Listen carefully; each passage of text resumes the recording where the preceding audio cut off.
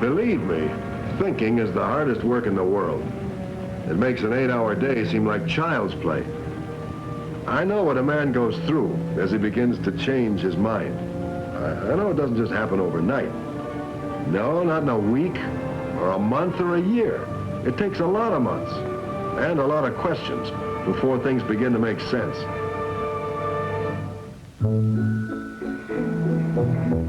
I've been bowling with the boys every Thursday for as long as I can remember. A great bunch of guys, each with a mind of his own. On certain matters, there's never any disagreement. There's certain things everybody knows for sure, just like everybody knows his own name. And we were pretty sure of what we knew, dead sure, right up until the very moment we were hit by disaster.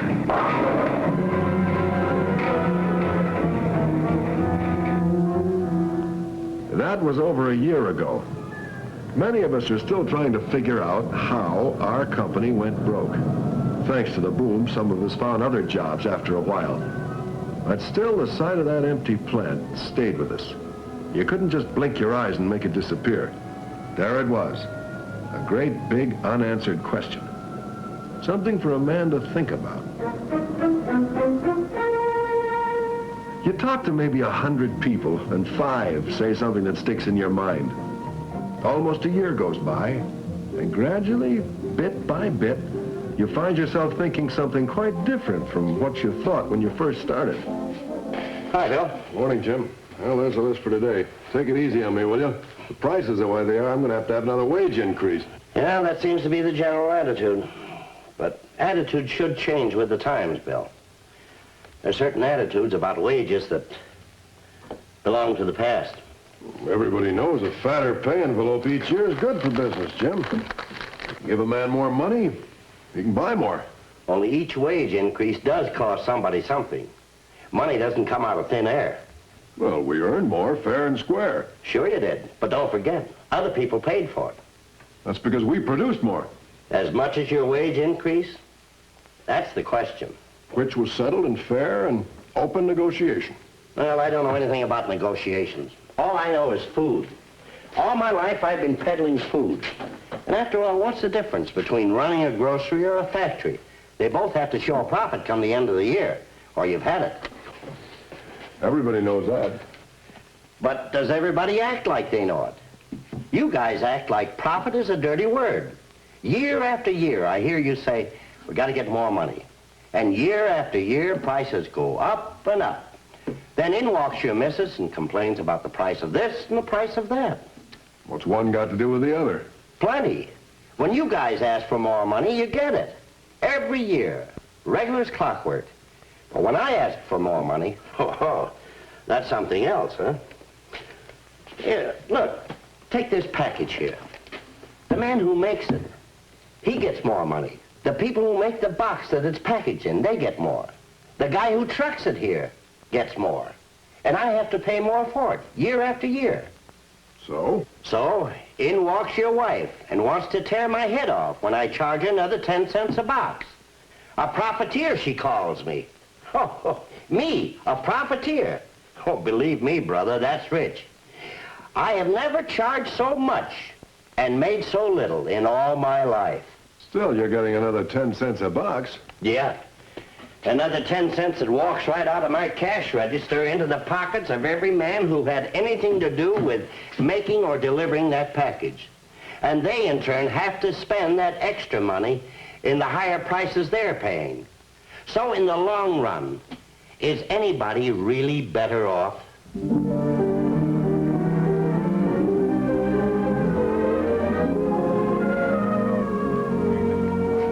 It was a couple of weeks later that I met the former president of our local union. Now, they don't come much brighter. Still, even he had a hard time explaining why we lost our jobs. Look, Bill, my job was to give you guys what you wanted. Well, we never wanted that to happen. You think I did?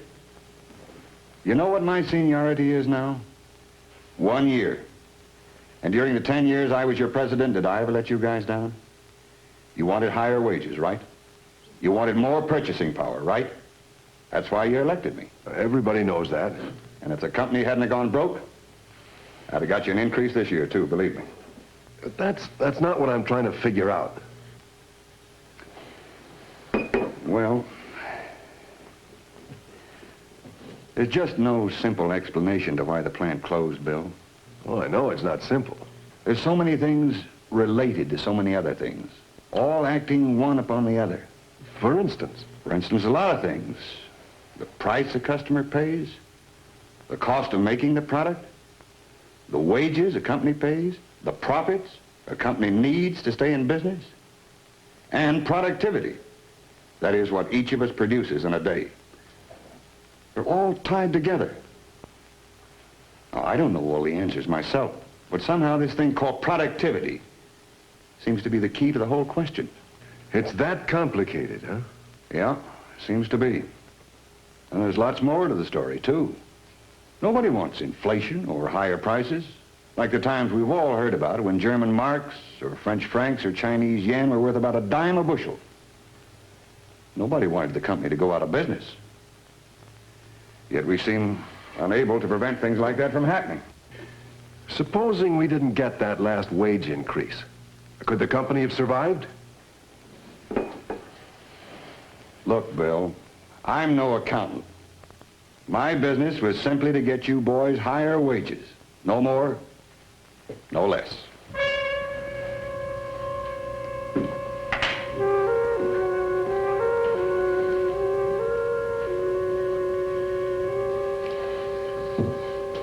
And that's how it went. No matter who you talked to, there just wasn't a clear, simple answer.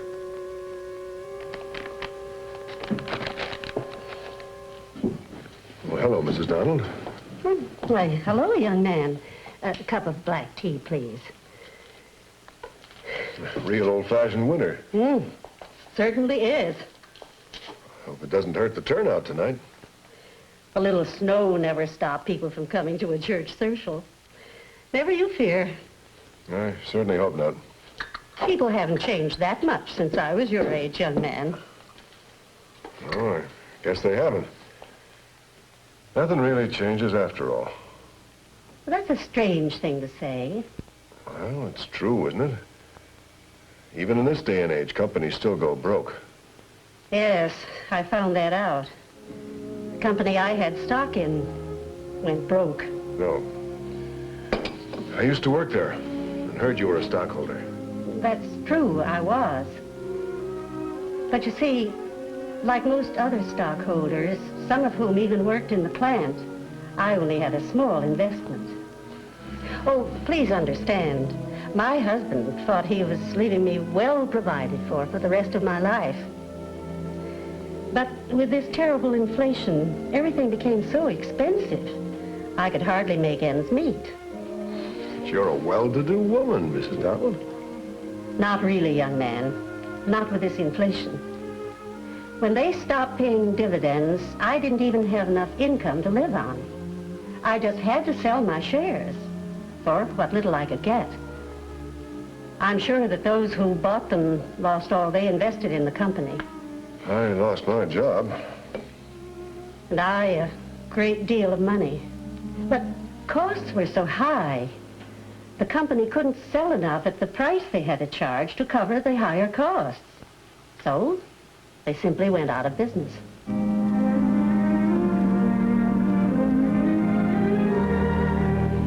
Several months later, I noticed one of the old company's top salesmen was now in business for himself. I stopped to pay him a visit. Bill, customers just won't pay for something they don't get. Each time you fellas got another wage increase, we had to raise our prices. The simple truth is, our customers weren't getting anything extra for the additional money we had to charge them. Well, then we shouldn't have jacked up our prices. Then how could we pay for our wage increases?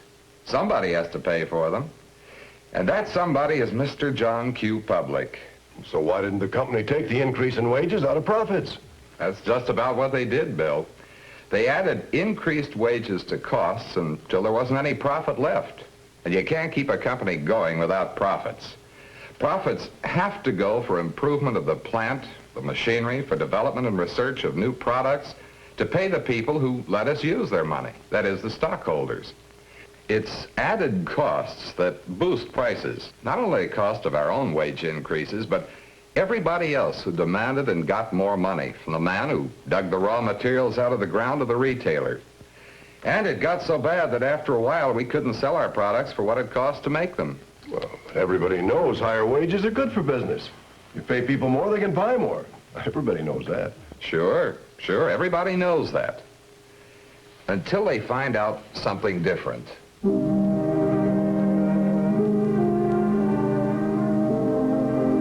And so, that's how it was. More months went by. Fortunately, in a small town, you finally get to meet just about everybody. One night, at the end of a PTA meeting, I introduced myself to the president of that company. Well, Bill, that's a tough one to answer. You can't isolate just one thing or one economic factor and say that's it. That's why it happened. Everything's related to everything else. Connected, sort of. What one group does seriously affects the others. You know, you're the second man to tell me that. The former president of our local union told me the same thing. Well, it's true, Bill. Shouldn't take two ex-presidents to convince you that during a boom, people go along believing you can raise wages indefinitely. Just keep increasing purchasing power and everybody's better off.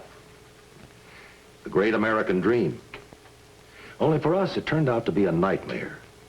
A nightmare because we lost sight of the essential truth that higher wages are good when they're the result of greater output per worker per day.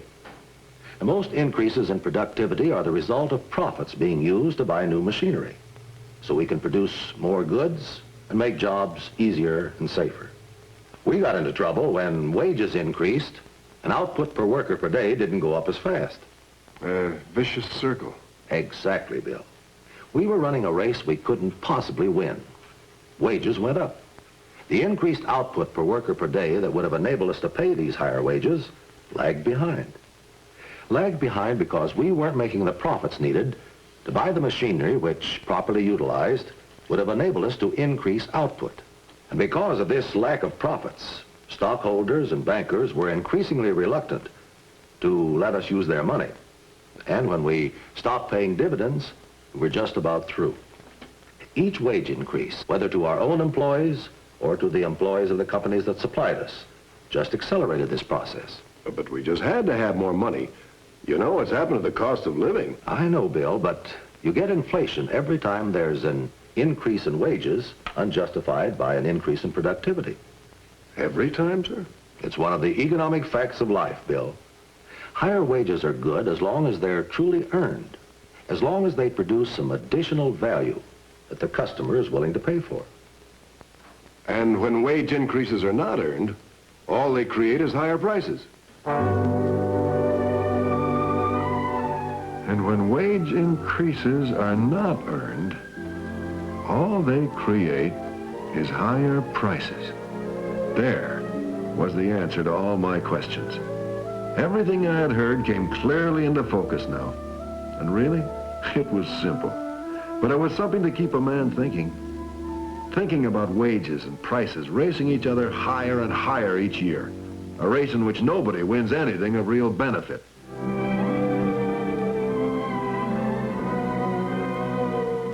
I realized it must end. That we must find the proper balance between what we want today for ourselves and what we want for the future. For our children. Because after all, that future belongs to them.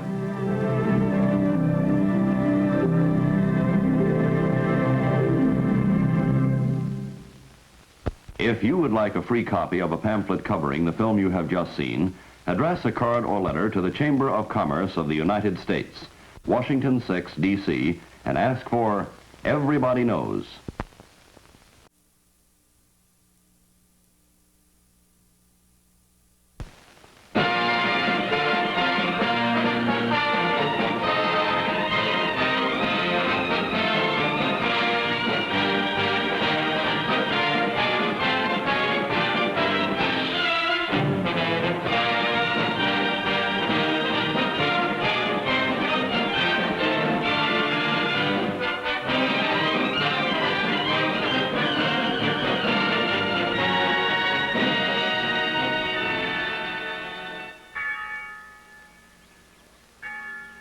Peace on earth, goodwill to man. This is the dream of the human spirit, the hope of America and all the world. But we live in a world of national uncertainty, in a period of international tensions. Today, a world at peace. Tomorrow, what? No man can say what tomorrow will bring, the blessings of peace on earth or the devastation of world war. Our country at peace means a railroad system well integrated into the pattern of American life and industry, serving as the nation's basic means of transport. Our country at war means our railroads at war. The most dramatic use of rail transport in time of crisis came during World War II. 90% of all our military supplies and 97% of all organized military travel in the United States were handled by the railroads. This tremendous burden, in addition to supplying the major carrier service for American industry and agriculture during those war years. In the post-war years, the railroads have continued to serve our people and our industries as the lifeline of the nation. On August 6, 1945, an event occurred that changed the world and gave new meaning to railroads in time of national emergency. The first atomic bomb attack, Hiroshima. It heralded the birth of the atomic age and changed the pattern of modern warfare. First the A-bomb and then the H-bomb. Guided missiles, jet air power. These are tomorrow's weapons of war. The Atlantic and Pacific can no longer be counted on as our safeguards against enemy attack. Today, we must face the possibility of nuclear war brought to our own soil by a foreign foe. If it should happen here, what would be the critical transportation problems facing us? Officers of the railroads, representatives of federal civil defense, and other governmental officials study and analyze these problems in terms of possible national disaster. The first problem involves planning by the railroads for procedures prior to and in preparation for possible attack. Throughout the entire railroad industry, documentary material has been distributed and studied by railroad personnel concerned with pre-attack planning. Key personnel are selected and alerted to emergency requirements on a local, regional, and national basis. The second basic problem is concerned with transportation in the immediate action following attack to minimize the effects. This means the transport of such vital supplies as medical materials and basic foods to the stricken areas.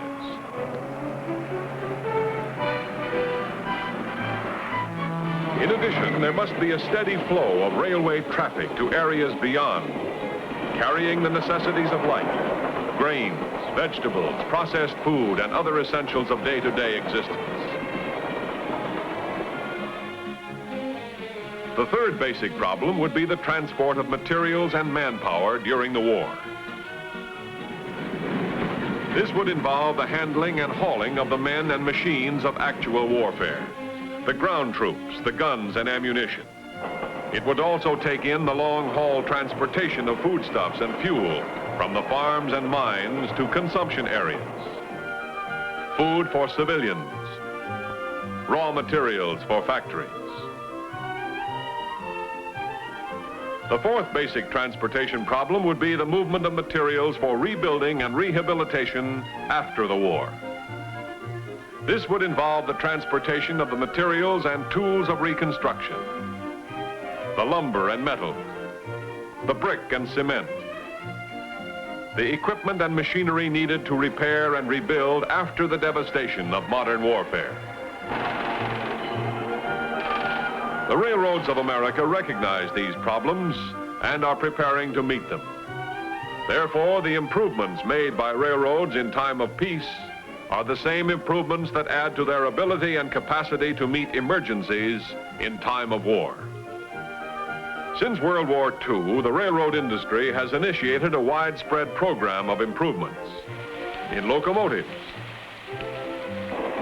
in passenger and freight cars, in mechanization of maintenance and construction, in signals and communications. What do these factors mean in actual day-to-day operation and in terms of possible national emergency? Let's go out and see. In motive power, this is the era of the diesel. There are thousands of new diesel locomotives. This means faster, more efficient, and more economical service in peacetime operation. In wartime use, in Europe and Asia, the diesel proved much less vulnerable to damage by bombs and gunfire, and much easier to repair and replace. Separate diesel power units are easier to remove and install, and they're capable of pulling much heavier loads at practically no increase in fuel and manpower. Today, the American railroad industry is practically 100% dieselized in yard and mainline service. Thousands of new modern freight cars bought and put into service, with thousands more on order for general and special freight, and more thousands rebuilt and modernized to meet the needs of today's fast freight shipping.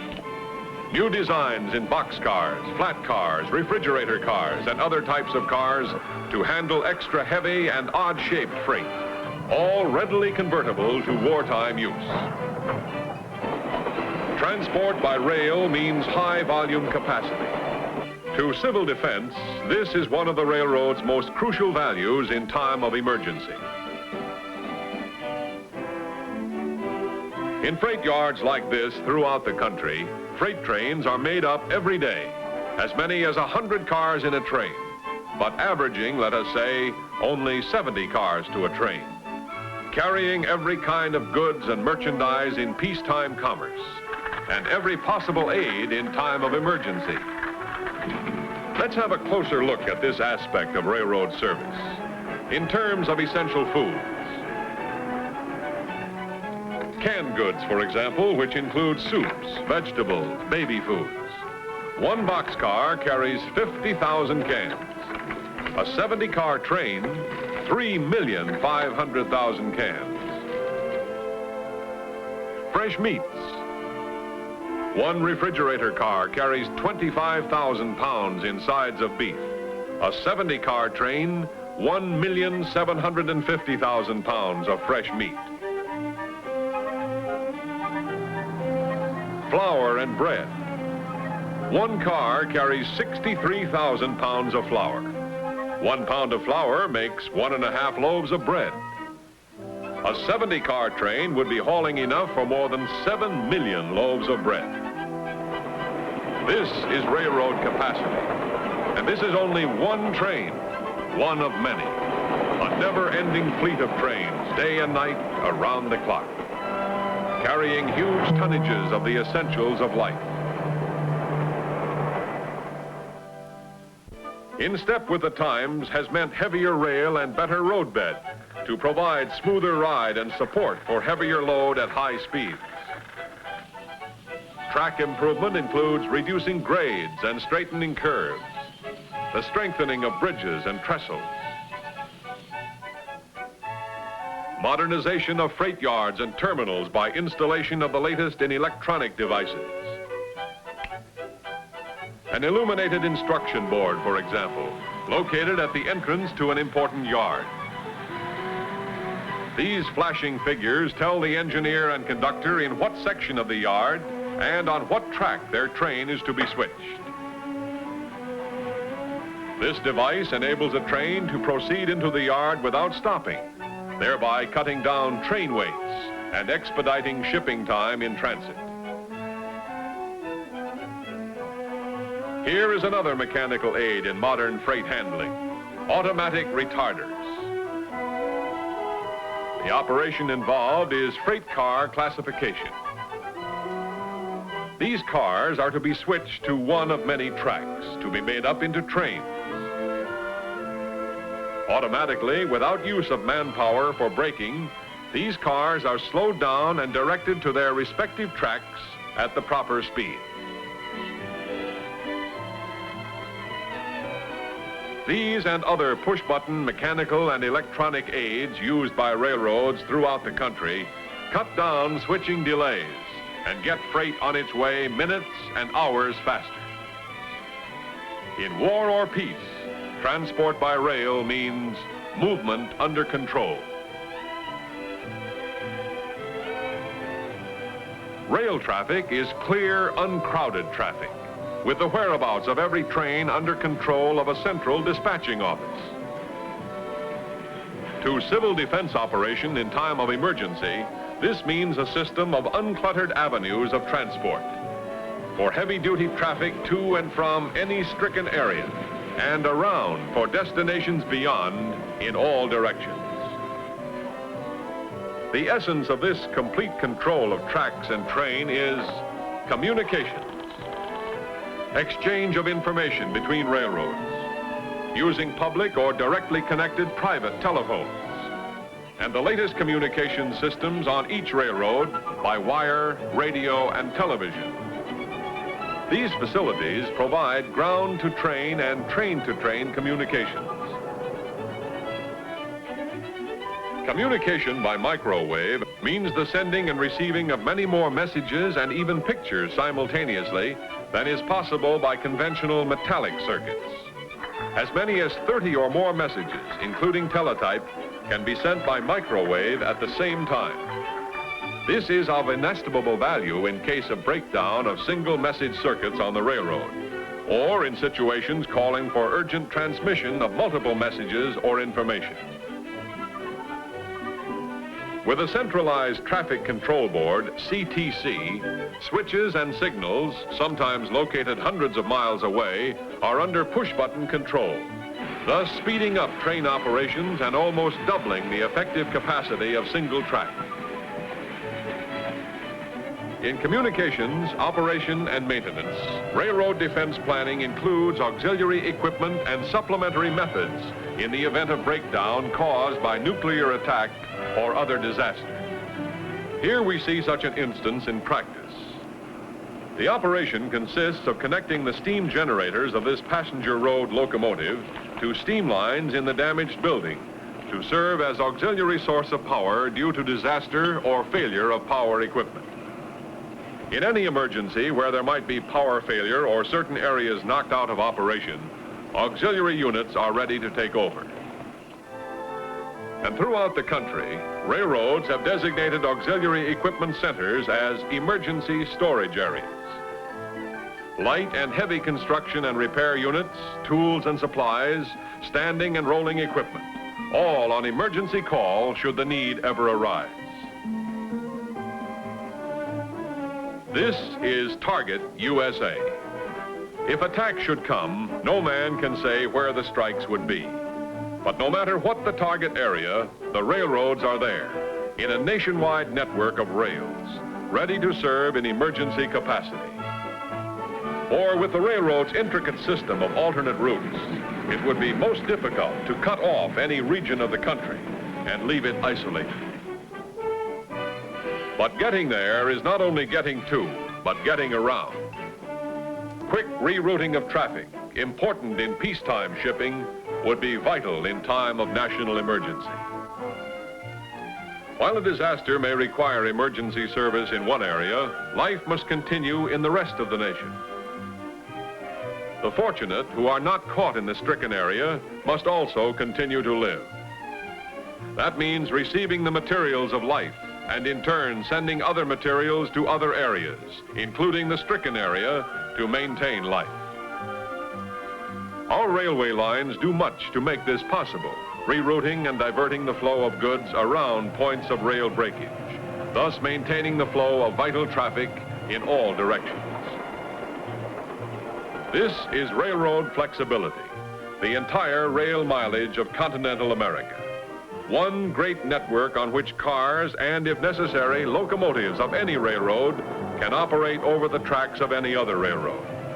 A mode of operation made possible by standardization of the gauge of track and of rolling stock, thus putting the resources of the entire nation within quick, easy reach of any community at all times. Each form of transport requires certain conditions and man-made facilities in order to function. It is true that trains must have tracks. It is also true that trucks must have improved highways. Barges must have improved waterways. And airplanes must have airports and air navigation facilities. Each its own needs, its advantages, its limitations, but together constituting Transportation USA in peacetime commerce and in national emergency. What happens to railroads under nuclear attack? Our answer comes from the Office of Defense Mobilization. In a 1957 report, the ODM pointed out that railroads are of relatively low vulnerability. Also, the very nature of rail installations at ground level makes them less subject to damage from blast than other above-ground installations. Whatever damage is done can be readily repaired by skilled railroad repair crews and equipment already available. Railroad repair and reconstruction men are schooled in the tradition of self-reliance, for they are accustomed to doing their own repair work and can move decisively, swiftly. In every sector of the country, they make up a trained reserve, always available to meet any crisis in rail transportation. But in areas of heavy contamination from radioactive fallout, reconstruction could proceed only following radioactive decay or decontamination. During that period, however, railroad repair crews would lay auxiliary rails to bypass and avoid the heaviest contamination. As the nation's basic means of transport, the railroads are integrated into civil defense emergency planning. By their very nature, railroads are well dispersed on a 24-hour basis. The network of tracks covers the entire nation. And at any time of day or night, trains en route and those outside of critical target areas would be away from locations where bombs are apt to fall.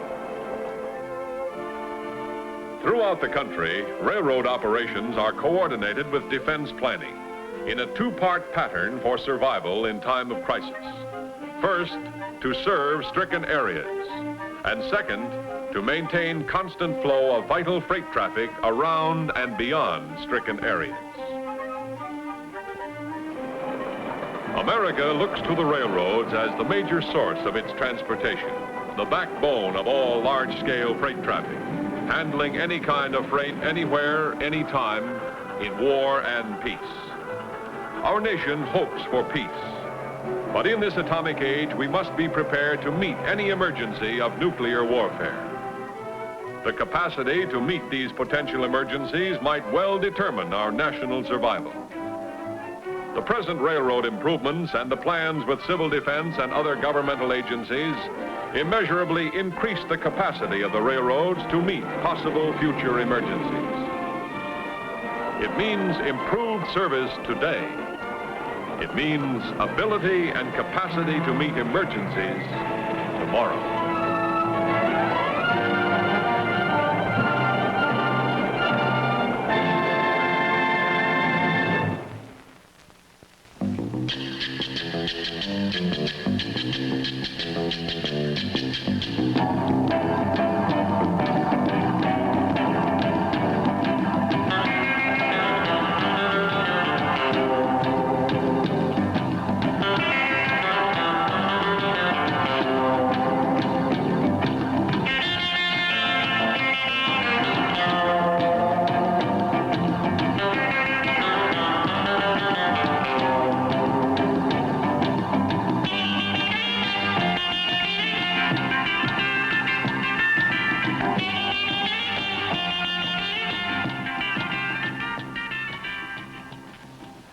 I am on my way to work one morning during a period of very critical crises.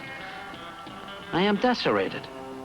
It is me birthday, and I am realizing that while me years is progressing, I am not.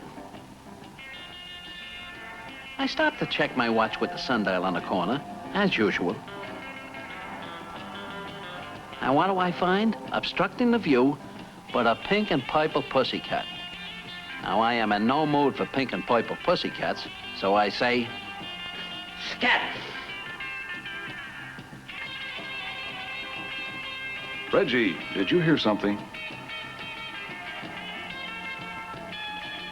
It's all right, Ralph. Just some gentleman saying scat.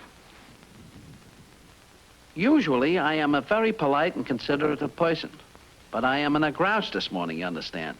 And I say, I got problems enough without taking no sass from any pink and purple pussycats. Well, if you must persist, let's have the recital. What recital? Who's a musician? A recital of your difficulties. Just tell us the problems. The ones you have enough of. What is your name, by the way? I am shocked by the audacity of these pink and purple purrs. But I would like somebody to talk to. So I answer. My name is Alphonsus Aloysius O'Houlihan. All right, Al. Now to the problems. Reggie. I'm listening, Ralph. I have reached the age of reason and maternity. The prime of life. Yeah, you're no kitten. The best years of my youth I give to building up me hack business. I am one of the best cabbies in the business. And then? And then? And then one night, me brother-in-law's talking to me wife and me about his Chevy dealership.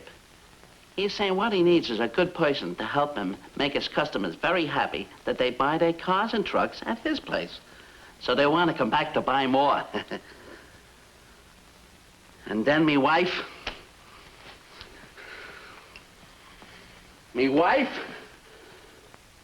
And me wife... Yes, your wife. She says I am it. I am the person he needs. She says I'm good with people and I know cars. Says I should take off a couple of days each week from me hacking business and learn to be a wealthy dealer. Things are not working out.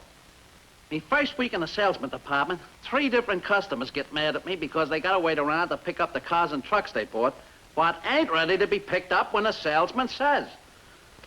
Says I get a little huffy with the salesman. Just a little, mind you. They jump all over me. If I gotta be such a big help, they say, go help the Get 'em Ready department to turn out the cars faster. So, I put the heat on the Get 'em Ready department. Then the service department shoots me down. They say I'm pushing the Get 'em Ready department too hard, and the service department is getting too many complaining comebacks. Then the parts and accessories department land on me, because they ain't giving them enough time to get the right accessories on right. The office is crying because I'm creating too much paperwork. And my brother-in-law says I'm destroying his image with his owners. If I don't quit, my brother-in-law says he'll kill me. And if I do quit, my wife says she'll kill me. You have problems, all right. And your problems are causing other people to have problems. Come with us and we'll show you. All right now, Al, look into the sundial. Look hard.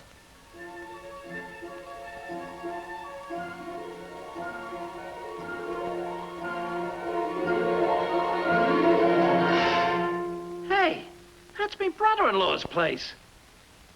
But where's the someone with all the problems? These people look happy. These people are happy. Now. But for that story, let's go to Crossroads Chevrolet for an on-the-spot report. Reggie? Thanks, Ralph. This man and woman have come to take delivery on a brand new Chevrolet. At the moment, they think this is a pretty good dealership, and that the people here are pretty nice people. They are like most people who come to pick up a new car or truck. This may not be a new experience for them, but it is rather an exciting one. They are a little nervous, too, if the truth were known, because they have invested all the money their old car was worth and signed a contract which requires them to pay several $100s more for the new car they have bought. They hope they haven't made any mistakes in choosing what they want, need, and can afford. They have made an appointment with their salesman to deliver their new car to them. And because it is an important moment for them, they feel it is an important moment for the salesman too, and for all the other people in the dealership.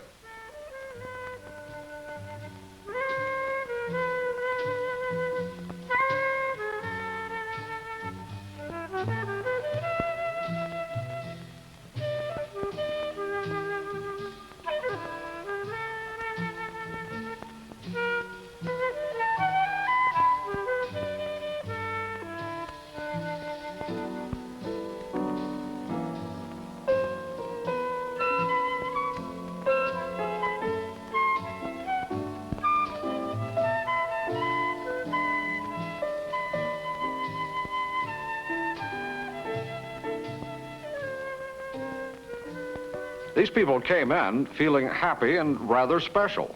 Now, they don't feel quite so special. Nobody seems to care whether they came or not, whether they get their car or not, whether they spend that several $100s or not, which is a lot of money to them.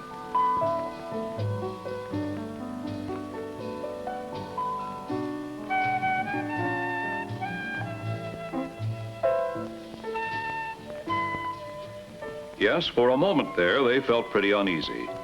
But evidently, everything is all right. Nobody forgot the appointment. After all, everybody has a day or two when he gets behind schedule. Now, what about the car? Is it ready? Can they see it right away? Well, just a minute. The salesman has to check on the car. But don't worry, it's set up for delivery. He just has to see a few people.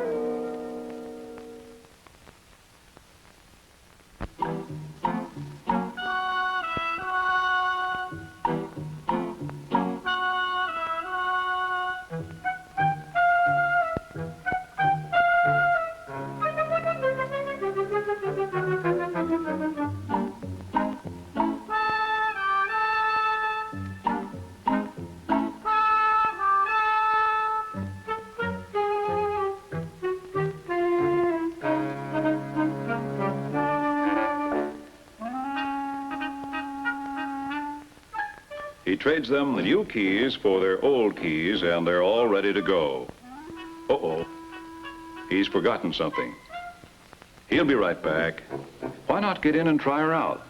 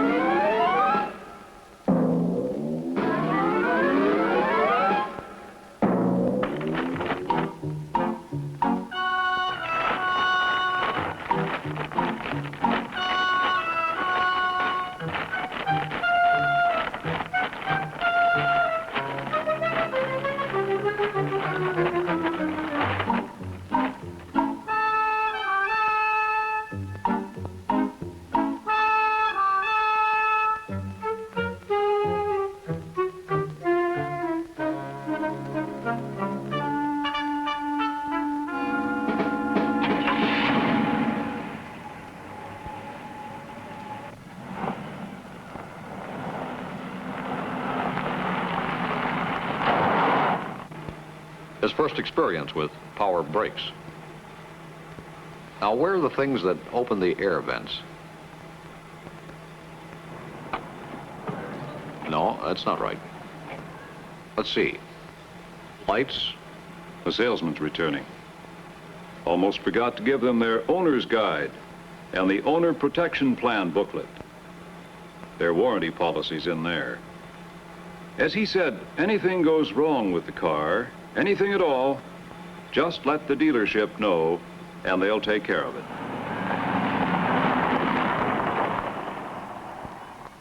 And now, a report from the home front. Ralph? Thanks, Reggie. She's not so happy anymore. Only a couple of hours earlier, she and her husband walked into a dealership feeling like special people about to receive a special car. By the time they got out of the dealership, they knew they weren't special people by the way they were treated. By now, they've decided this is no special car. Unfortunately, nobody in the dealership thought to check the amount of gas left in the car, and our new owners didn't notice. They depended on the dealership.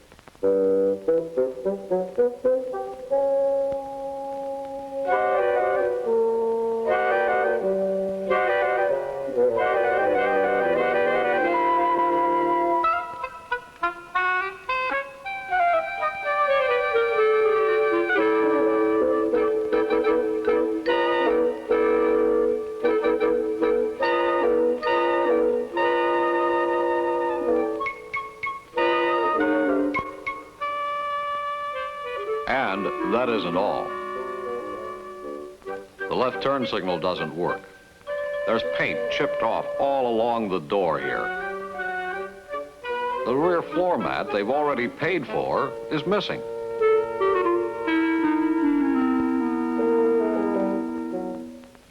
Something's wrong with the steering. The car pulls to the right. He thinks the wheels are probably out of a line. Had the same problem with his last car.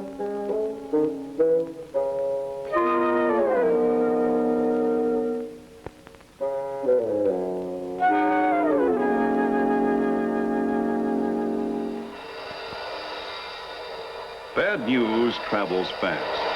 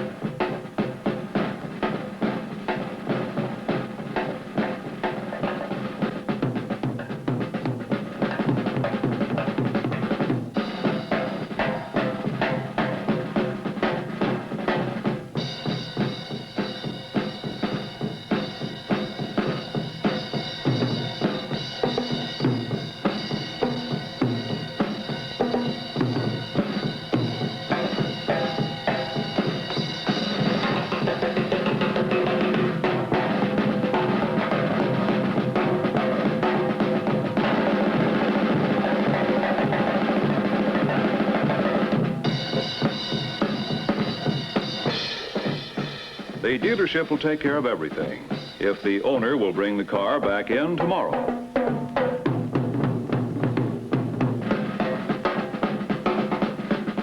Maybe, just maybe, the dealership can make the owner happy again.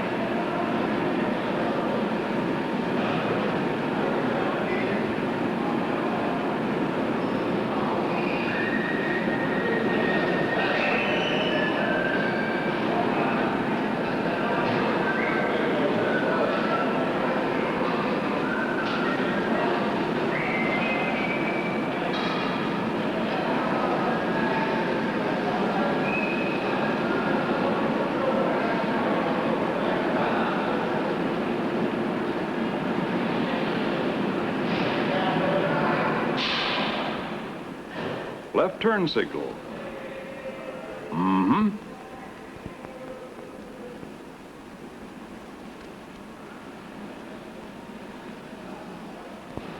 Rear floor man. Out of that color right now, be about 5 weeks before they can get that for him.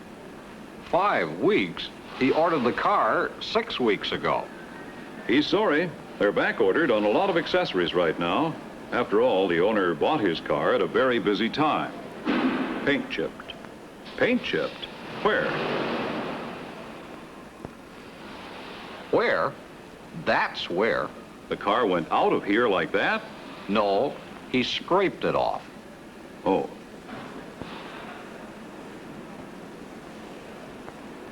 If the car needs a front end alignment, that's not covered under the warranty. It'll cost him some money. Cost him some money, but he only picked the car up yesterday. It's not a warrantable item. But his salesman said. It says right here, but...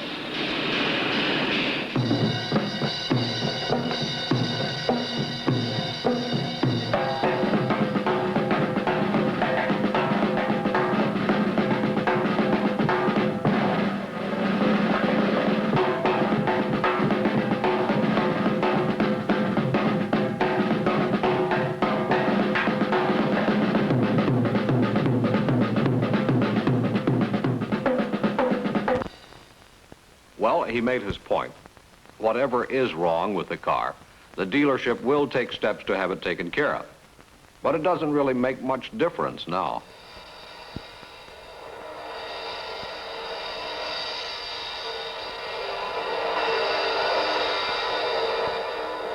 His pride has been hurt, his dignity offended, his confidence in the Chevrolet dealership and Chevrolet cars and trucks damaged severely.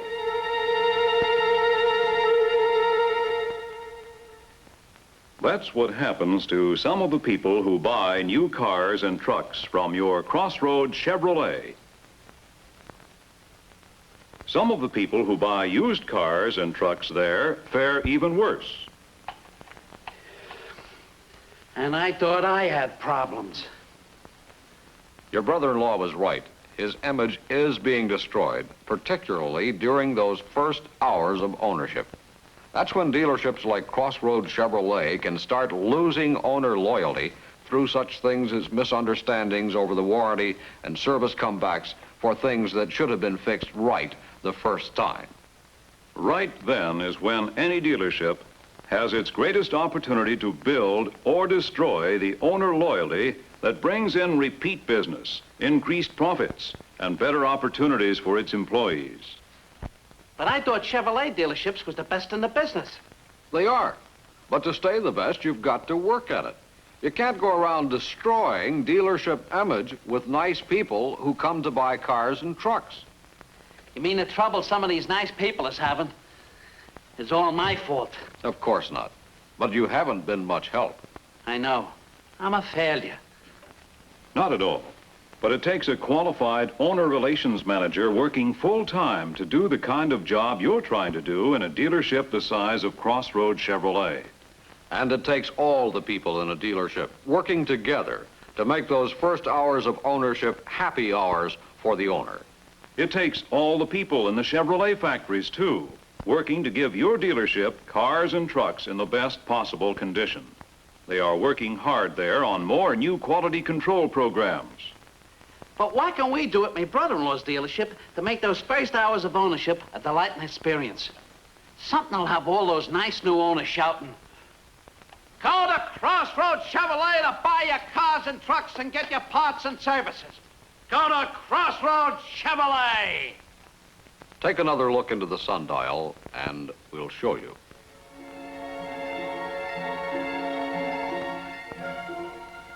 To make the owner happy and keep him happy during those first hours of ownership, you have to start way back when the owner first decides to buy a car or truck.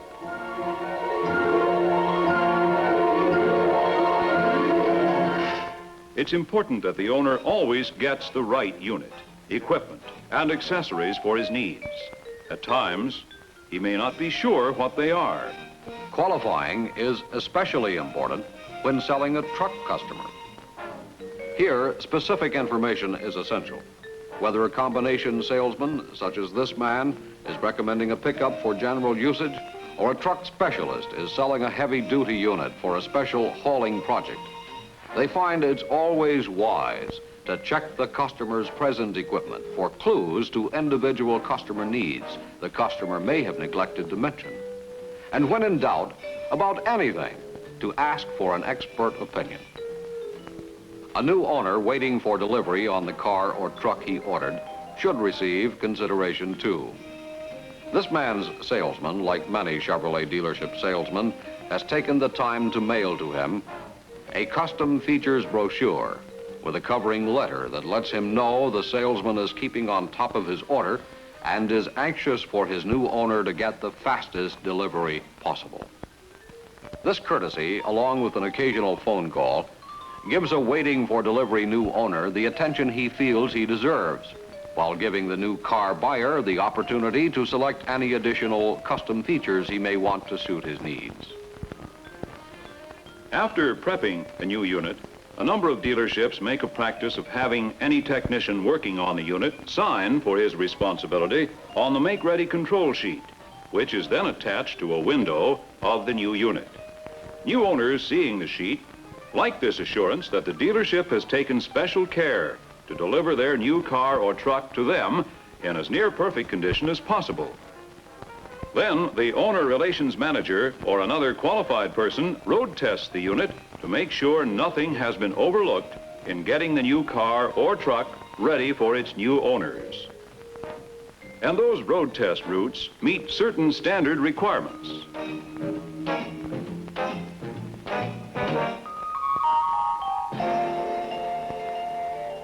At time of delivery, a majority of new unit and used unit owners say they like the courtesy of being introduced to the service manager of the dealership and to the parts manager and his staff.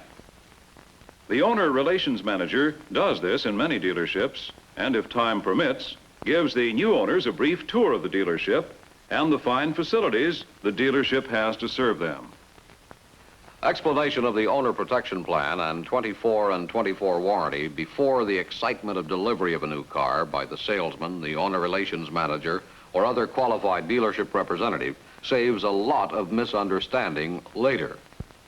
And some dealerships have found it helpful to print important points concerning the warranty on a separate sheet or envelope to bring them to the owner's attention. Many dealerships also find it wise to have the salesman or owner relations manager send a delivery follow-up letter to new owners, inviting the owner's opinions on treatment received in the dealership and any questions the owners still might have concerning the Chevrolet warranty policy. For the big moment itself, glamorous jewel case delivery areas are helping a lot of Chevrolet dealerships heighten the owner's pride in the unit he has selected and in the dealership he has chosen to buy it from. Then, most dealerships insist that the salesman or other dealership representative take sufficient time to introduce new owners to their cars, to explain the operation of new or improved equipment and accessories, and give the owners a short demonstration ride. Of course, the quality dealer today sees that his used car and truck customers get the same VIP treatment that his new car and truck customers get, including up-to-date, attractive, well-kept sales and closing areas that challenge new car showrooms. For every used unit buyer is a potential new unit buyer. And special attention is given to a full explanation of the Chevrolet OK warranty policy. This builds additional confidence with the future new unit buyer, as does periodic follow-up to assure his satisfaction with the unit he's purchased and his repeat business for the dealership. Through internal house organs, owner reaction cards, group meetings, and individual counseling, most dealerships also make a point of seeing that all personnel are motivated to be owner conscious and are given assistance in handling warranty comebacks or any owner contact with the consideration and understanding that builds repeat business for the dealership. The owner relations manager takes on the major part of this responsibility in some dealerships, as his basic responsibility is helping everyone in the dealership build owner loyalty to the dealership. All Chevrolet dealerships of 500 planning potential and over, and many of smaller planning potential, need a qualified, full-time owner relations manager to handle this vitally important responsibility. Gosh, that's terrific. Hey, if me brother-in-law had one of those owner relation manager fellas, and we was doing lots of those other things in his place, then he wouldn't need me. And I could go back to hacking. Well, LL, it's all up to you. To me, what can I do? You can go back and tell your brother-in-law and all the people at the dealership what you've heard this morning. Tell all those people that are mad at me? Hey, you think this would help get me off the hook with me brother-in-law and me wife? Not only that, Al, it would help your brother-in-law's dealership, just as it would help a lot of other Chevrolet dealerships to make Chevrolet owners happy and eager to come back to buy again and again. I'd up me brother-in-law's image, huh? That's right. And you'd help the dealership continue to grow and help the people that work there to grow with it. I'll do it.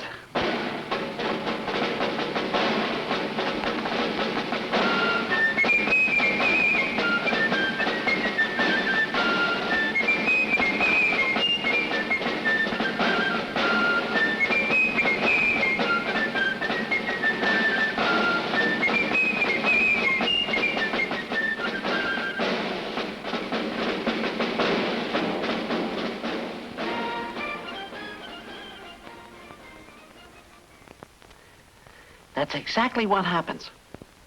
So help me. When I comes back to the dealership, me brother-in-law is so impressed with me newfound wisdom, he confers upon me the title of first hours consultant to the dealership. Me wife is impressed with me new status. So as me brother-in-law and me, we goes out conferring one night a week. The rest of the time, I got for me hack business. And now, the final and the most important award of the evening. Our new First Hours of Ownership Award to a man who, more than any other, has helped us to create a greater number of happy, satisfied owners who come back to buy again from Crossroads Chevrolet. Mr. L.L. O'Houlihan.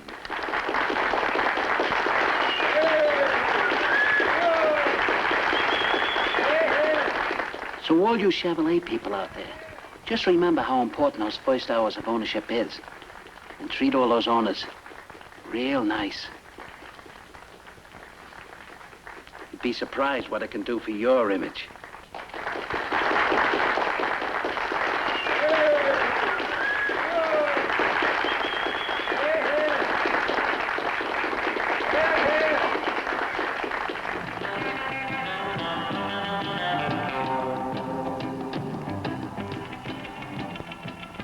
Good night, Benji. Good night, Ralph.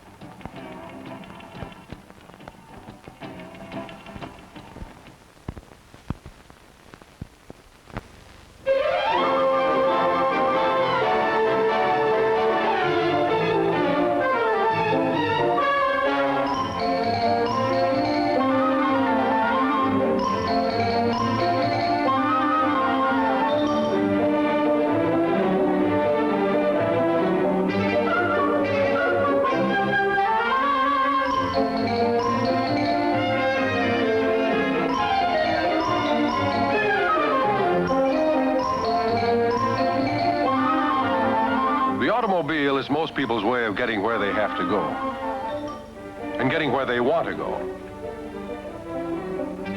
Some people baby their cars, and some people punish them. They do everything but make cars fly. And sometimes they even do that.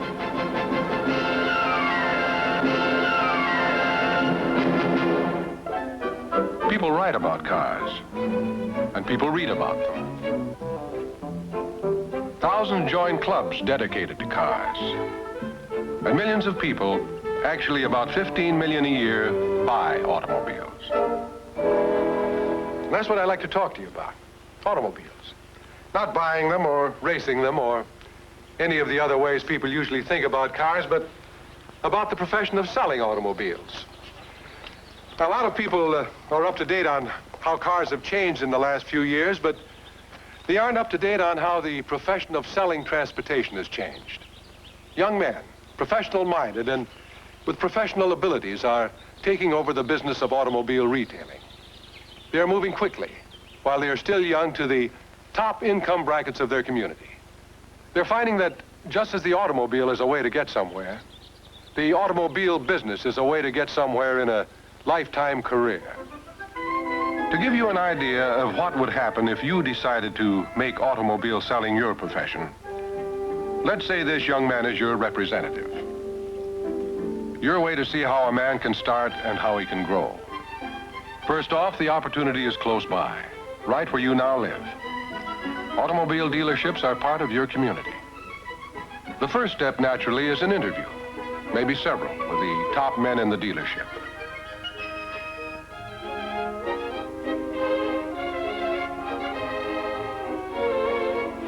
They'll want to know a lot about you. Age, education, work experience. You'll want to know a lot about them. And, well, just how the job shapes up. Along with the usual filling out of an application, you may be given a series of aptitude tests. Nothing unusual in this. It's being done more and more in the professional fields. The abilities to reason and understand people are the important things in automobile selling. If you're selected for development as a professional automobile salesman, your first day will give you an idea of how big the business is. You'll start out generally by meeting a lot of people. Then you'll be taken on a get-acquainted tour of the place. There's the showroom. Since the automobile industry is America's largest advertiser, and since over 70 million people own cars and trucks that need replacement regularly, quite a bit of business comes in the showroom door. There's the service department, constantly being expanded, with the latest technical equipment to give the best possible service to customers.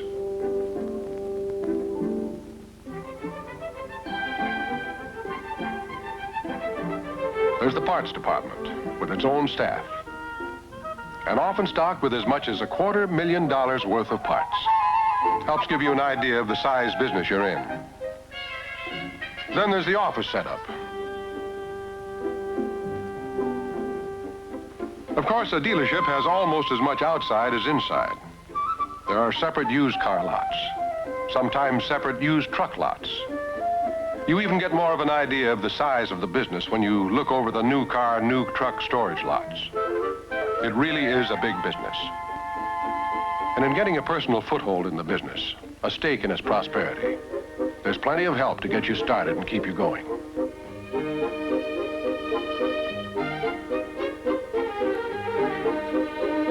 You find just about everyone ready to help you. The one who will probably work with you most closely is the sales manager. You not only get a lot of good tips and ideas from his personal experience, but the automobile industry is a leader in sales training. Dealerships have the most modern learning aids. Continuous programs to guide you step by step along the road to successful selling. By studying and watching films, you learn the basic fundamentals of successful selling. You see how top professional salesmen in the business carry out these steps. Here's just a for instance. Because, frankly, if you want to economize, there are other places that we can do it. But I'd rather see you get the better heat. Well, I need it. Yes. You're out in the field. Yeah. On the construction work, you know. We I know got projects in about 3 different places now, so... You're in the weather car. coming up. Oh, all the time. Yeah. Now, that's the push-button radio. All right, that's good. See, that's the better one. That's the transistor powered with the push buttons for safety. Mm. You have white wall tires, Dick. White walls, huh? What does that run about? Not a heck of a lot, Dick. It's about $7 a tire. So $35 for the 5, a set of 5.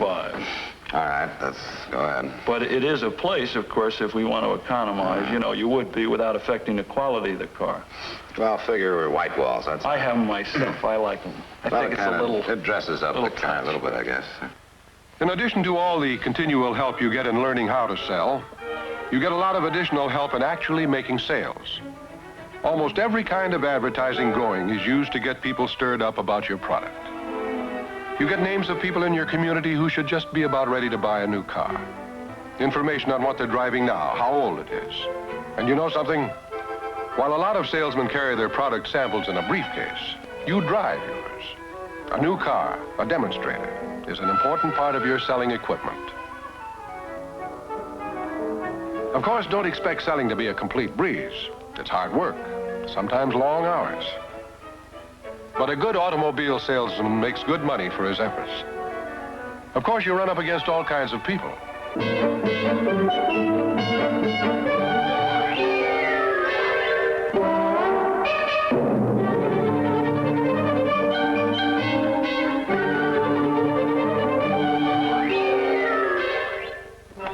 But all of them buy cars from somebody. And the more experienced you become, the better able you are to give the best advice to people on what best fits their needs and their budgets. You become a real transportation counselor, and this is important with the wide range of car choices on the market today. Not only conventional cars, but compact cars, sports cars, used cars, small delivery trucks, or those big fellows. There are many ways to make money in this profession of selling transportation, but don't get me wrong, it's not always easy. Plenty of hard work connected with it. It's a man-sized job. But you get kicks out of the way you never stop learning, and the way others continually learn from your experience. You not only learn a lot from these regular sales meetings, but you get a feeling of being part of a good bunch of men. Besides these meetings, there are specialized professional schools for automobile sales training, conducted by the manufacturers. From time to time, you can expect to be sent to a school like this. Here's just a sample of what takes place. And this gentleman looks like he might have indulged in sports. I think that might be a good leading question. In other words, you're going to find out what motivated him to use with them by using direct questions, is that right, Jim? Yes, that would be my attitude in the situation, my thought in it.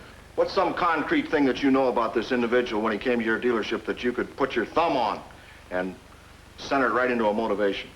Well, I tell you, I would certainly look at the type of car that he's driving, and I would ask him, and during the conversation, as soon as I sold myself a little bit and he opened up in one of these areas, I would ask him what he used his car for. Did you ever think an automobile salesman went through all this? You know, the more you sell automobiles, the bigger kick you get from the sense of freedom, of being free from tied down to a desk job or a time clock. You're pretty much in business for yourself. You come to realize the important part you play in the community. How many businesses are dependent on what you sell? Motels, drive-in restaurants, drive-in theaters, drive-in banks, shopping centers, car washes. 1 out of every 7 people in this country is in a business related to cars. They depend on how you do as an automobile salesman. You come to take pride in the growing group of owners who feel friendly to you because you have taken care of their transportation needs. Their loyalty, their goodwill pays off. They'll buy a car again. Their friends get to know about you, get recommended to you. And you come to enjoy many high spots during the year. Take the announcement of the new models. It's a big time. You get the first look, naturally. An insider's preview of the new cars and trucks weeks before public announcement. It begins with a big show, a regular Broadway kind of affair. Hello, how do? Hi, y'all. How are you? We're glad to see you looking well. You're fine, that's good. You should feel good. And so what kind of extra special swell? Because the opportunities for Quite a show. should make you all feel great to be alive. Alive! Alive! Now who should know better than we? And we includes me, and me, and me.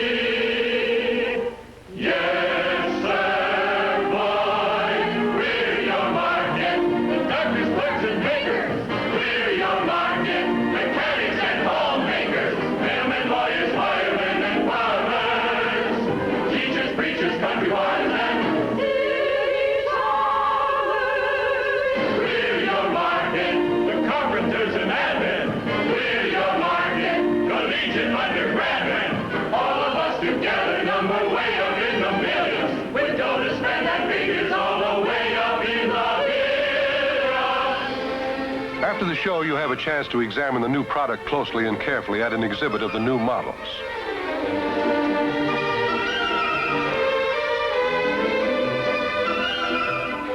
It's as big as an auto show, but it's for members of the selling organization like you and nobody else.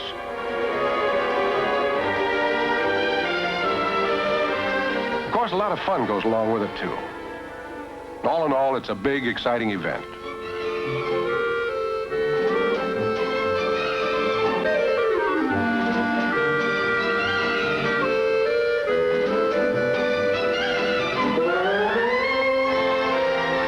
This big event starts the learning process about the new models. Learning just never stops in the automobile business. After intensive new product training back at the dealership, there's often a contest based on product knowledge, with salesmen competing from a group of dealerships in an area. And it has that same combination of learning and fun. Number 3, what is the brake drum diameter in inches? 9 inches. Number 4, what are the rated capacities of the 2 new optional I-beam axles? 9 and 11,000 pounds.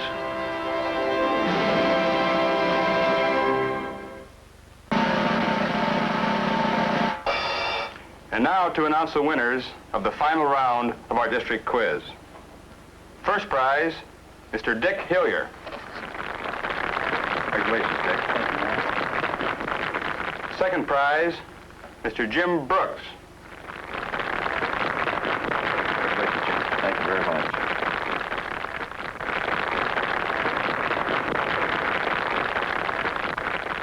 All this leads up to the big day. Announcement day. Time for everyone to see the new models.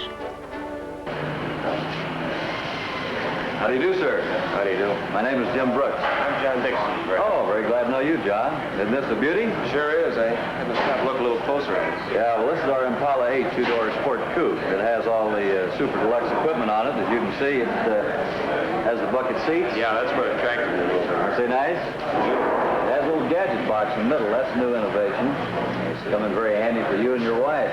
And passenger assist bar and power brakes, power steering, push-button radio. And how do you like the lines of this simulated convertible top? Very attractive. Nice. Actually, the only way to find out how great this car is is to take it out and drive it. Well, yeah, I can take a little time for it. Fine, let's go.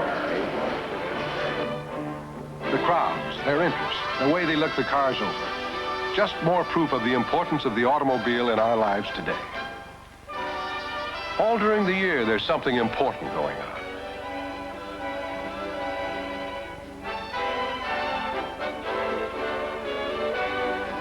Times of recognition for salesmen who have done outstanding jobs.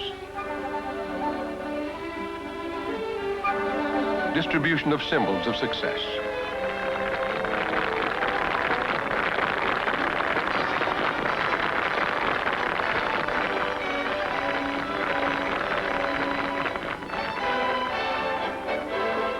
The winning of sales contests with trips to famous vacation areas or other important prizes.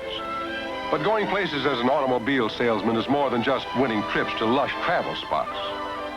It has meaning in the fullest sense, going places in a career. Good automobile salesmen have 4 separate paths of opportunity open. Let's visit men who have each taken a different way. The first way, simply being an outstanding salesman. I'm Warren Vason. When I graduated from college, I didn't plan on being an automobile salesman. I wish I'd thought of it sooner instead of taking some job detours. One day I decided, I like cars, I like people. Why not sell cars to people?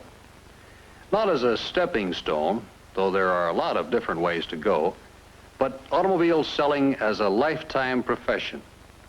Bringing to it the same ambition and sense of purpose that you bring to any other profession. Within a couple of years, I moved up to the kind of income I've always wanted. It's among the highest in town. When I want to raise, I don't ask, I just raise my goals. It's like being in business for myself. Most young people don't realize what the automobile business is really like. Its size, its scope, and the trends. Trends I've seen take hold in my own dealership, like retirement plans and fringe benefits equal to any. Next, a man who has taken the second path of opportunity open to an automobile salesman, a dealership sales manager. Hello there. I'm Ed Van Boxtel. I manage a staff of 2 assistants and 22 salesmen. After graduating from college, I started in an automobile dealership running the insurance department. I sold cars as an experiment and started making so much money, so much faster, I had no choice but to switch to selling. My dealer, like most others, filled the job as sales manager from his own sales force. That meant me. A third opportunity path that many outstanding automobile salesmen have taken leads toward becoming a dealer. Hi, I'm Bob Sorensen. The automobile business today is wide open with opportunity for young men. You see, I know from first-hand experience. It hasn't been too long ago that I walked into an automobile agency and applied for a job. When they found out I was willing to learn and that I could sell cars, I became a valuable man. And a very well-paid man.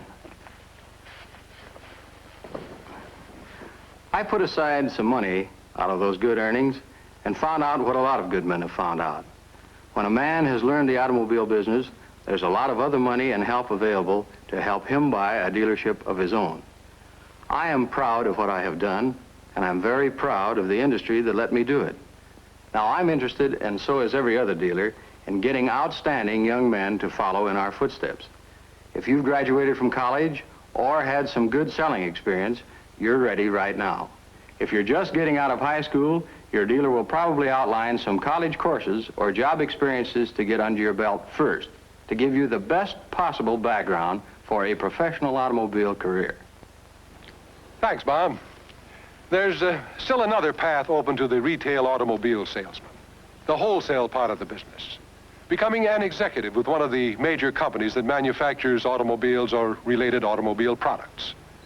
I'd like you to meet such a man today. The general sales manager of Chevrolet, Mr. K.E. Staley. Thank you, Fred. The profession of selling automobiles. There is in America today no profession that offers greater opportunity to young men for contributions to the progress of our country, for service to people, and for personal reward. Passenger cars and trucks represent one of the greatest industries in the world. Even more important, they're absolutely essential to the great and growing industrial and agricultural complex that is the key to America's present and future prosperity. And the people who sell cars and trucks perform the vital function of making sure that the right cars and trucks go from the factory to the right places at the right time. In doing this, the successful automobile salesman of today offers service in its broadest sense to the people of his community. He is no peddler of merchandise at a price. He analyzes his customers' transportation needs and wants. He recommends the cars and trucks that best fill those needs. And he makes sure that after purchase, his customers get the full measure of satisfaction from their vehicles. As a result, the automobile salesman can take his place in the very forefront of his community. He can become among the most respected of his community leaders. And his success in rendering a vital service can bring him rewards fully commensurate with his industry and his integrity, regardless of whether he chooses to remain a retail salesman, become a manager or a dealer, or associates himself with one of the manufacturing organizations. I began as a retail salesman fresh from the University of Nebraska And I've seen literally thousands of examples of such successful careers in automobile selling. The people in my own organization work with 6,800 dealers and upwards of 40,000 retail salespeople. Most of them, like myself, come from the ranks of the retail salesmen. This is natural because as retail salesmen, men learn the business in its most intimate detail. They're the best qualified people to undertake the direction of a great national sales organization. Naturally, the profession of selling automobiles, retail and wholesale, has changed much in the years since I entered the business. For one thing, it has stabilized itself. It's become a profession into which people can enter with the assurance that their success will be limited only by the amount of effort they're willing to put into it.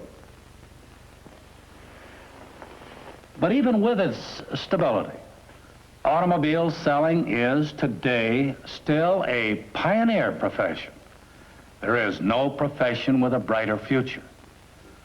There are new vistas of exciting product development ahead of us. There's a growing America with growing needs for every type of automotive transportation. For the ambitious young man about to undertake the building of a career, there is no opportunity in all industry which can offer greater potential for steady growth, for service to individuals and the community, for personal reward, and for contributing to the strengthening of the American economic system. Consider it carefully. Automobile selling can offer for you the same great opportunities for solid success and personal gratification it has brought and is bringing to thousands of us throughout America. Thank you. Thank you, Mr. Staley. Well, there you have it. The automobile business is big, it's exciting, it's challenging, it's rewarding. And it's moving ahead by giant steps toward new levels of professionalism and opportunity. It's worth considering this profession of selling transportation. Look into it. It may well be a most important step, a way for you to get where you want to go.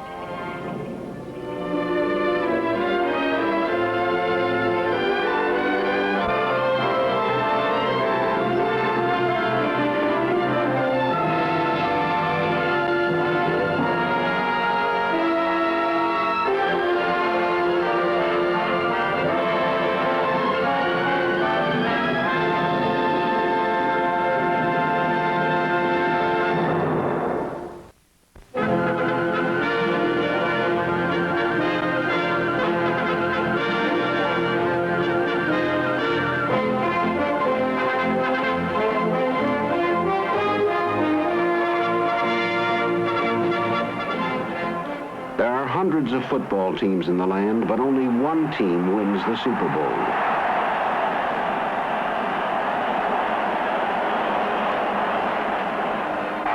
There are hundreds of baseball teams, but only one team wins the World Series.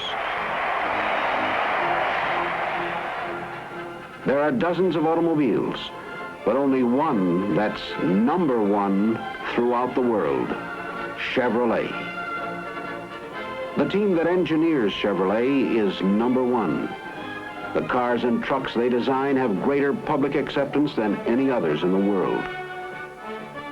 The team that builds Chevrolet is number one. Every year they build more cars and trucks than anybody else anywhere. The team that sells Chevrolets is also number one. For every year, they sell more manufactured goods and services than any other sales team in existence. Number one team. Think, if you will, what it means to be number one. And then think what it took to become number one. Years. Back in 1911, when that very first Chevrolet was put together in the Schulte garage in Detroit, Buick was already a household word. Oldsmobile was building 5,000 cars a year, while Ford was already building the greatest automobile plant in the world at Highland Park, Michigan. How could anyone dream that this car, this 1913 Chevrolet, this Cinderella of the industry, could dare to challenge Ford? Ford alone controls 50% of the market. He's building 250,000 cars a year. Everywhere you look, there are Fords. Challenge this? Challenge Ford? Take on the leader of the industry, lock horns with the undisputed master of them all? Ridiculous, absurd, impossible. So say the experts.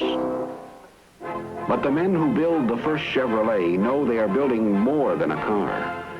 They are forging a team comprised of the men who design Chevrolet, build Chevrolet, and sell Chevrolet. This team, as much as the car itself, would challenge the industry. Slowly, determinedly, the Chevrolet team begins its bid for leadership.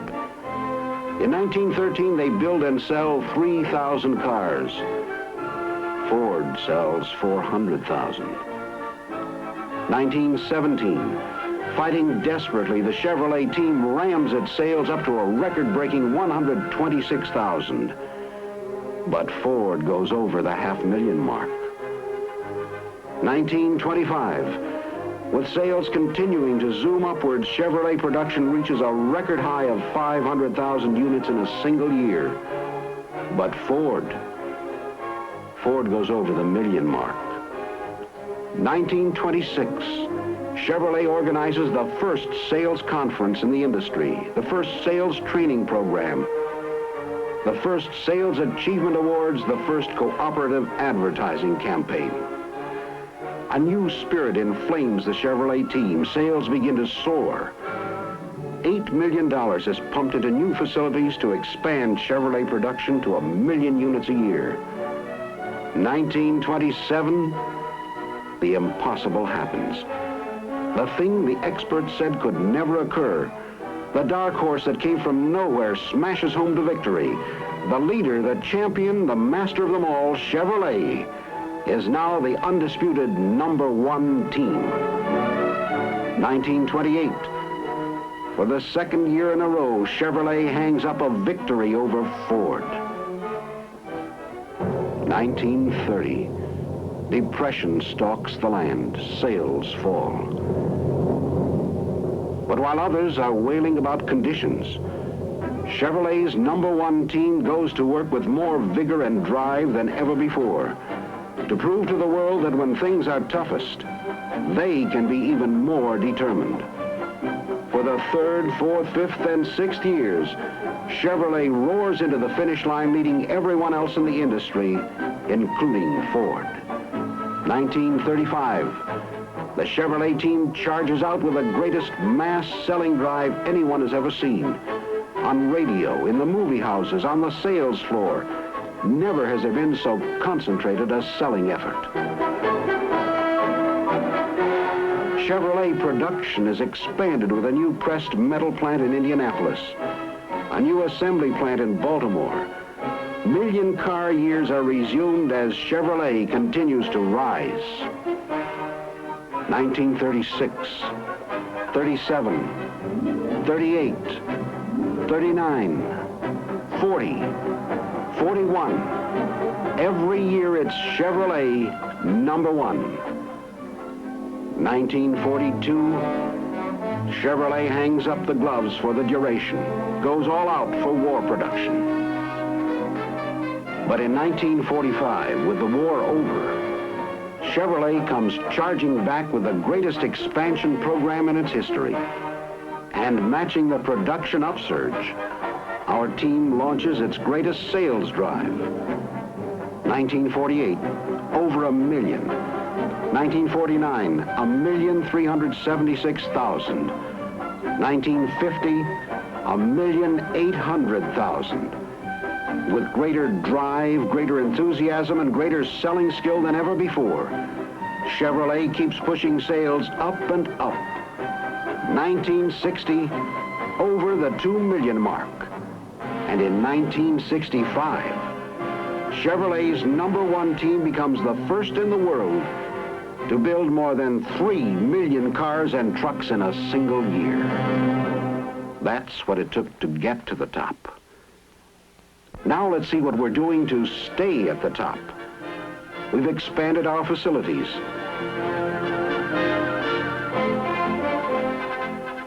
We've instituted a new quality control program to make sure every car is in a more deliverable condition when it reaches the dealer. Every car has a 100% functional electrical check.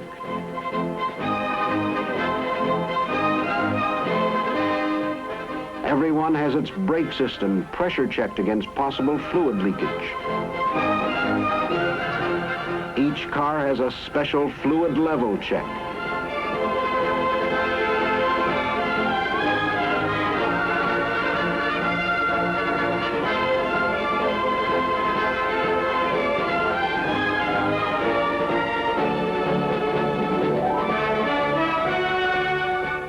Each car has a 100% cleanup before shipment.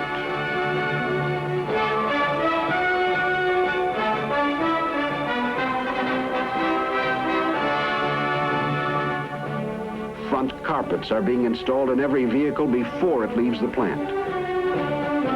Every car is given a new protective wax coating.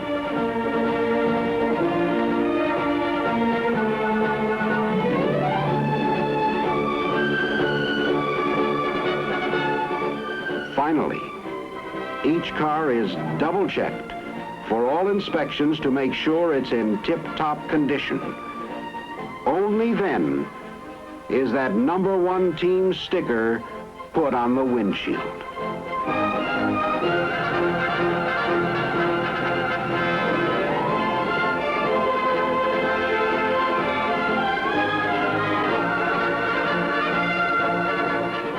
That's how all the members of our #1 team are maintaining the quality that keeps us up there in the #1 spot.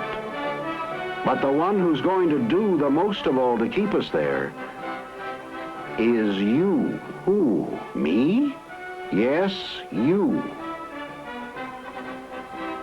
You. And you. No matter who you are or where you are or what you do in Chevrolet, whether you're an engineer, a test driver at Chevrolet's proving grounds, a member of the Chevrolet Retail Sales Organization, a Chevrolet wholesale man, or any one of the many thousands of workers in Chevrolet manufacturing and assembly plants. Whether you're a foreman or an inspector, or an assembler, or a sweeper, you're all on the #1 team. And the team depends on you.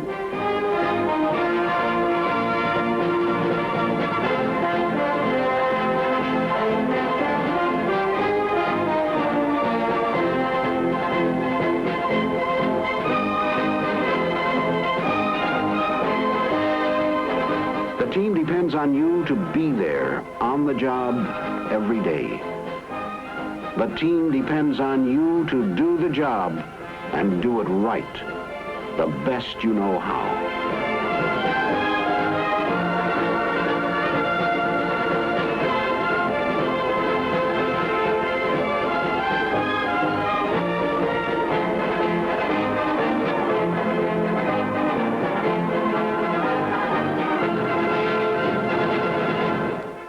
Wherever you are, you're a very important part of the #1 team. Without your drive, your determination, your daily dedication to the job, there wouldn't be a #1 team.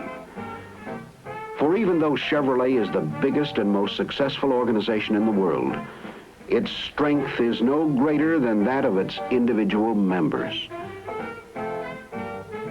When you're talking to a customer in a Chevrolet dealership, the impression you make is even more important because you have first-line contact with the people who buy Chevrolets. To the public, you are Chevrolet, your tops, #1. And because you are #1, People expect more of you. More spirit, more pride, more quality. They expect you to show that you're number one in many ways, large and small. The way a letter is typed, the way a bill is made out, the way a telephone is answered, the way a customer is treated, the way his car is serviced. They expect more attention to all the little things that lead to better quality, courtesy, promises made and kept. First-class appearance indicates first-class service, and the quality of service that has to be done only once. Most of all, Chevrolet customers expect that cars that are built by the number one team be made ready with number one quality and delivered in a number one way to make certain that the customer who buys from Chevrolet this time will come back and buy from Chevrolet next time. Number one treatment for every customer is the only way to keep leadership in our own hands. Leadership never comes easily. Not to the Super Bowl champions, not to the World Series champions, and not to Chevrolet.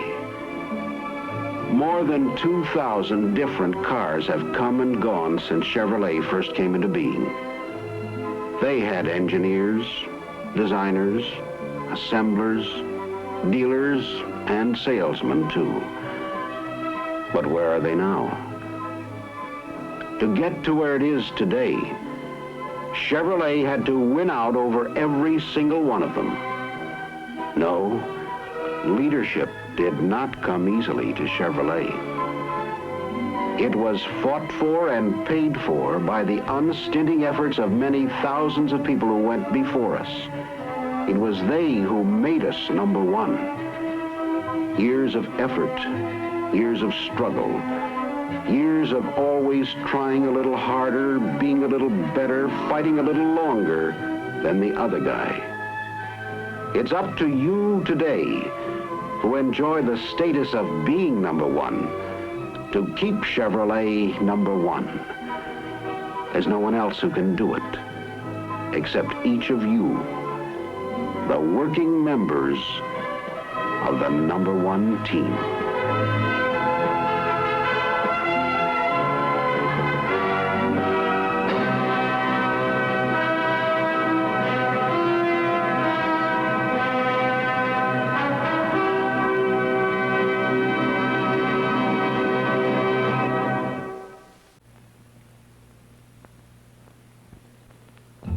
The Gamecock Bonanza with prizes worth thousands of dollars. You can register at the new Gamecock 1 and 2 theaters and all participating dealers. The grand prizes are a 1972 Toyota Corolla automobile from the Toyota Center and a 14-foot Glassmaster boat motor and trailer from the West Columbia Sports Shop. At Toyota Center USA, there's no generation gap. Toyota bridges the generation gap with a four-door sedan standard equipped with full reclining bucket seats, tinted glass, rear windows, defroster, wheel disc, white walls, nylon carpet, and floor shift with console, just to name a few. Toyota also offers automatic transmission and air conditioning. Switch today to Toyota Center USA, located at the hub of growth, 1640 Airport Road, just past Kmart, towards the Columbia Metropolitan Airport. Toyota Center USA. And don't forget about the 14-foot Glassmaster boat motor and trailer. To register, go to the West Columbia Sports Shop on Highway 378 in West Columbia. They have a wide selection of boats to choose from, an excellent service department, and a comfortable and spacious showroom. You could be the winner of the beautiful Glassmaster boat, motor, and trailer. Simply go to the West Columbia Sports Shop on Highway 378 in West Columbia and register. You can also register at KCTV and Appliance at 906 Knox Abbott Drive in Casey. The drawing for all the prizes will be held on October 2nd. KCTV and Appliance is giving away a fabulous Trash Master, the new way to get rid of trash and garbage. And you can register at Modern Lighting Center at 633 Meeting Street in West Columbia. They're giving away a beautiful bronze and crystal chandelier. Register at Parkland Pharmacy. Putt Putt is giving away a 10-game family book, and Mamma Mia Pizza House is giving away 1 pizza per month. Rent-A-Car Incorporated in the Parkland Shopping Center is still another place to register for the fabulous Gamecock Bonanza. You can win a free vacation for a family of 4 at the Singing Surf Motel at fun-filled Myrtle Beach. Don't forget you can register at all the participating dealers and the new Gamecock 1 and 2 theaters for the big drawing on October 2nd. Register at the Vacuum Center in the Parkland Shopping Center and win a Model 593 Hoover vacuum cleaner. The contest closes October 2nd, so hurry and register. Boy, this Gamecock Bonanza is really something.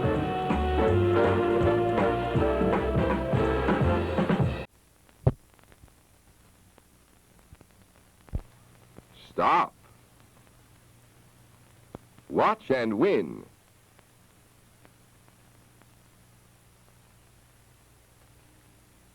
Look at these unbelievable values. Handsome pen and pencil sets, gold cufflinks, shiny new electrical appliances such as pop-up toasters, modern food mixers, electric razors, sterling silverware in your choice of popular patterns and settings.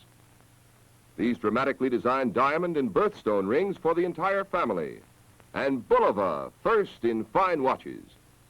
Yes, our store has a complete 1952 selection of Bulova watches. The lovely 17-jewel Bulova Miss America for her with matching bracelet, only $35.75. The handsome Bulova Director for him, a great value, only $35.75 with expansion band. Remember, no matter what you pay, each is truly a masterpiece of fine watchmaking, chosen above all others for accuracy as official timepiece for Pan American World Airlines, the round-the-world airline. And now, via Pan American Clipper, let's visit our worldwide quiz city, where ancient rulers played man against beast. What world-famous city is that? Can you guess? Then do this.